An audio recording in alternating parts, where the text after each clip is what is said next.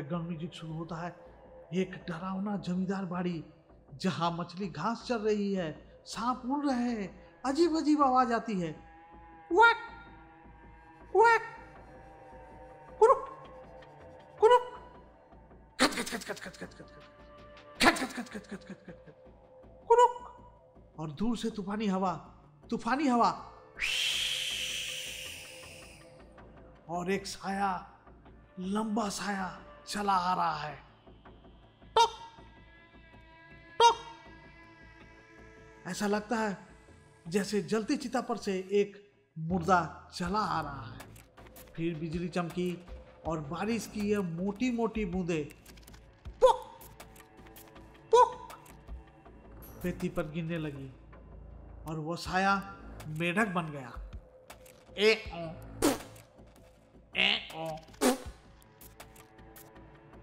वह दरवाजा खुद से खुद खुल गया। फिर अचानक लड़की की चीखने की आवाज और दूर से एक गीदड़ उड़ रहा है।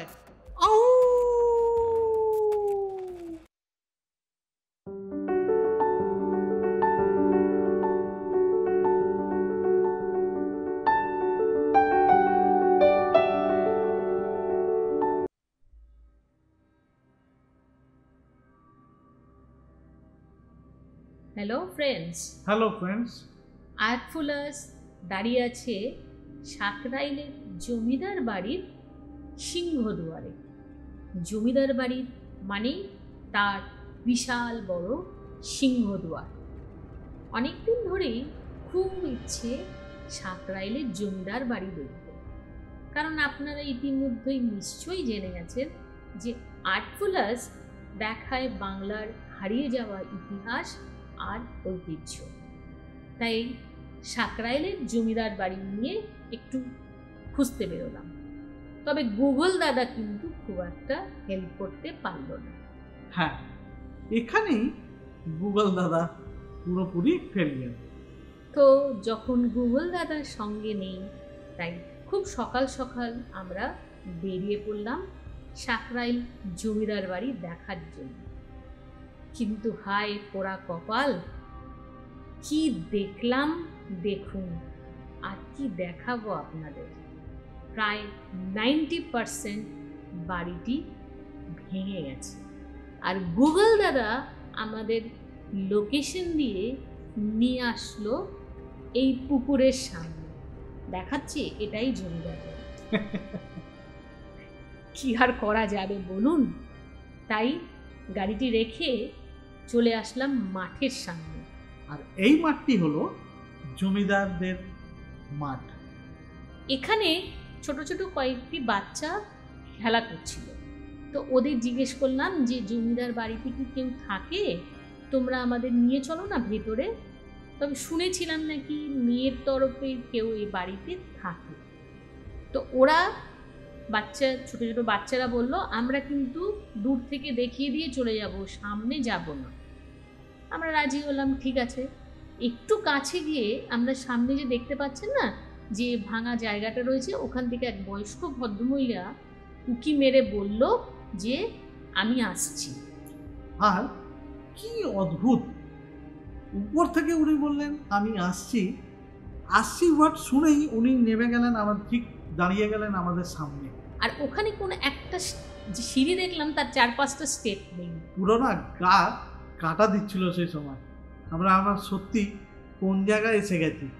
আর সেই জন্যই আমাদের এপিসোডটি শুরু করেছিলাম মাহমুদের সেই বিখ্যাত প্যার কিয়া যা সিনেমার ডায়লগ দিয়ে। বুঝলেন তো এখন কেন দেখিয়েছি?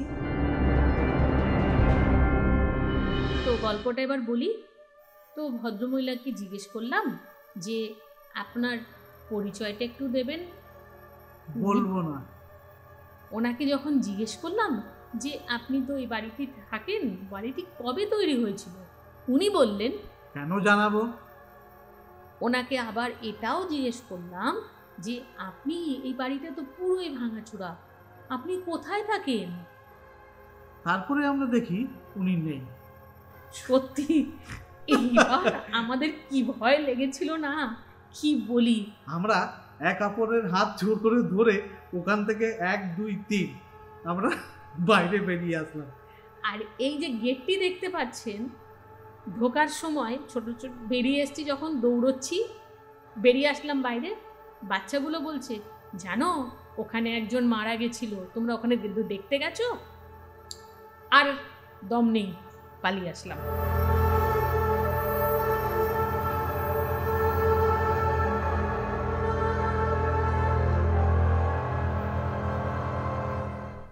তাও কিছুটা সাহস করে, সবাই বলছে হন্টেড হাউস, সাহস করে ভেতরে ঢুকলাম।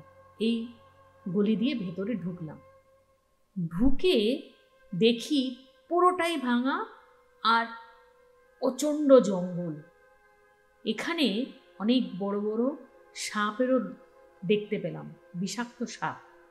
এই জন্যই মনে হয় স্থানীয় বাসিন্দারা বলে এটা ভৌতিক বাড়ি, এখানে হন্টেড আছে, ভেতরে কেউ যাবেন না, না হলে যে কোনো সময় অ্যাক্সিডেন্ট হয়ে যেতে পারে।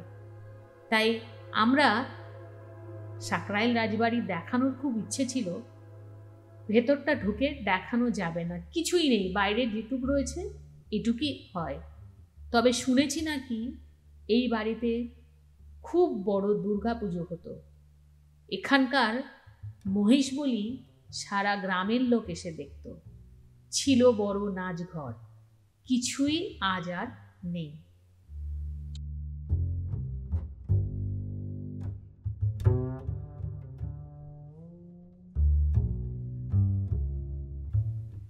জমিদার বাড়ি বাইরে থেকে দেখে আমরা বেরিয়ে পড়লাম।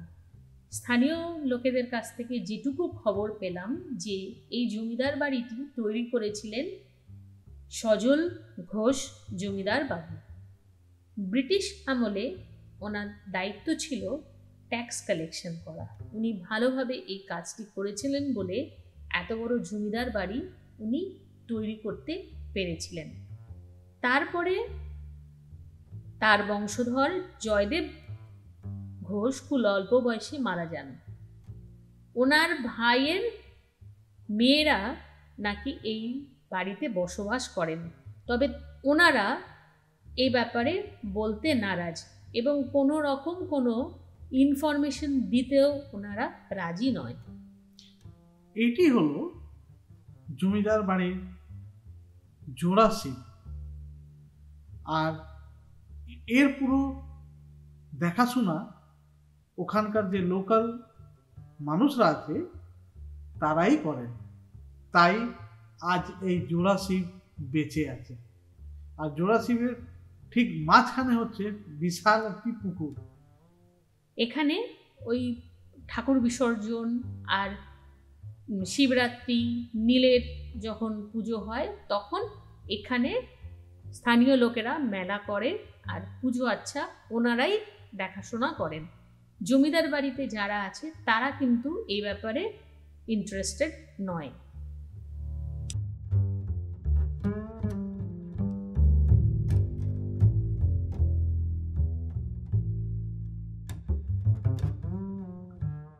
আমরা জমিদার বাড়ি থেকে বেরিয়ে এগিয়ে চলেছি আমাদের বাড়ির উদ্দেশ্যে। আর ঠিক বাঁ দিকেই চোখে পড়ল সেই জমিদার বাড়ির বিশাল মাঠ। এই মাঠে অনেক বড় করে কালী পুজো হয়, আর এই কালী পুজোতে খুব বাজি পোড়ানো হয়।